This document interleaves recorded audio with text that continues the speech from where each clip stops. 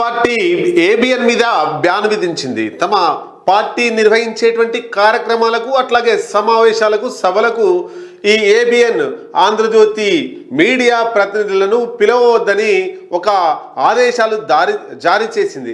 దానికి సంబంధించి ఒక్కసారి మేము తీసుకొస్తా. బీఆర్ఎస్ పార్టీ తన లెటర్ ఫ్యాడ్లో ఈ లేఖను విడుదల చేసింది. 25/1/2026 రోజున విడుదల చేసింది. ఇక్కడ చూడొచ్చు మనం ఏబిఎన్ ఆంధ్రజ్యోతి ఛానల్లో జరిగిన ఒక చర్చా కార్యక్రమం. అంటే ఈ లెటర్ మొత్తం ఒకసారి చదివిన తర్వాత దాని అంశాన్ని మీ ముందు తీసుకొస్తా. ఒక చర్చా కార్యక్రమంలో పాల్గొన్న తెలంగాణ ఉద్యమకారులు బీఆర్ఎస్ ఎమ్మెల్సీ తక్కెలపల్లి రవీంద్రరావు గారి పట్ల ఆ ఛానల్ ప్రతినిధి వెంకటకృష్ణ వ్యవహరించిన తీరును భారత రాష్ట్ర సమితి తీవ్రంగా ఖండిస్తున్నది. గౌరవ శాసన మండలి సభ్యుడిని get out from my channel అని సదరు టీవీ ఛానల్ వ్యాఖ్యాత అనడం కనీస పాత్రికేయ విలువలకు ప్రజాస్వామ్య స్ఫూర్తికి విరుద్ధం. డిబేట్కు పిలిచిన అతిథి మీద అనుచితమైన వ్యాఖ్యలు చేసేందుకు ఎమ్మెల్సీ తక్కెలపల్లి రవీంద్రరావు గారికి బేషరతుగా క్షమాపణలు చెప్పాలని ఆంధ్రజ్యోతి ఛానల్ని డిమాండ్ చేస్తున్నాం. తెలంగాణ వచ్చిన తొలి నాళ్లలోనే రాష్ట్ర నాయకత్వం పట్ల అసభ్యంగా వ్యవహరించిన చరిత్ర ఆంధ్రజ్యోతికి ఉన్నది.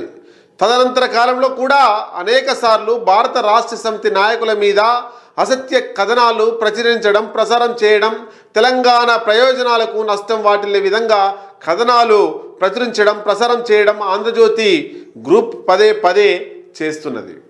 బీఆర్ఎస్ పట్ల తెలంగాణ పట్ల ఆంధ్రజ్యోతి వైఖరి మారకపోవడం వల్ల ఇకపై బీఆర్ఎస్ నాయకులు ఎవరు ఏబిఎన్ ఛానల్లో జరిగే ఎట్లాంటి చర్చల్లో పాల్గొనరాదని నిర్ణయించాం. పార్టీ కేంద్ర కార్యాలయం తెలంగాణ భవన్లో కానీ జిల్లా కార్యాలయాల్లో కానీ జరిగే పార్టీ సమావేశాలకు ఏబిఎన్ ఆంధ్రజ్యోతి ఛానల్ ప్రతినిధులను ఇకపై అనుమతించరాదని పార్టీ నిర్ణయించడం జరిగింది. దీన్ని లేఖ విడుదల చేసింది సోమ భరత్ కుమార్, పార్టీ ప్రధాన కార్యదర్శి అంటూ మనకి లేఖ విడుదల వచ్చింది. మరి ఏబిఎన్ ఛానల్కు సంబంధించి ఆ వెంకటకృష్ణ అనేటువంటి యాంకర్ ఎవరు కూడా ఛానల్కు పిలవద్దు. పిలిస్తే వాళ్ళను మనం అతిథులు కాబట్టి గౌరవించాలి.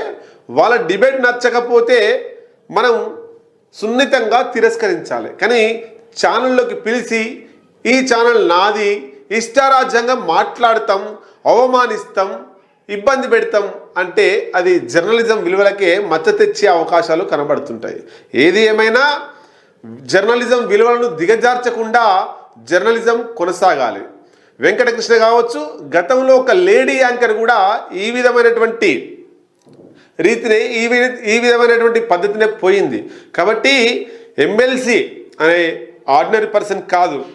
ఎమ్మెల్సీ అయినా ఆర్డినరీ పర్సన్ అయినా ఎవరైనా ఛానల్ని ఆహ్వానించి అక్కడికి పిలిచిన తర్వాత అవమానించడం కాదు, అది జర్నలిజం విలువ కాదు. వాస్తవంగా ముగ్గురు రాజకీయ నాయకులు మాట్లాడుతుంటే దాంట్లో యాంకరు అంతా కూడా న్యూట్రల్గా ఉంటూ ఎవరి మీద ఆరోపణలు చేయకుండా అక్కడ జరిగేటువంటి చర్చ సారాంశాన్ని ప్రజలకు అర్థమయ్యే విధంగా అతను ఒక మధ్యవర్తిలాగా ఉండాలి. కానీ ఆయనే ప్రధాన పార్టీ పక్షంగా, అధికార పార్టీ పక్షంగా get out from my channel అని చెప్పడం చాలా బాధాకరం.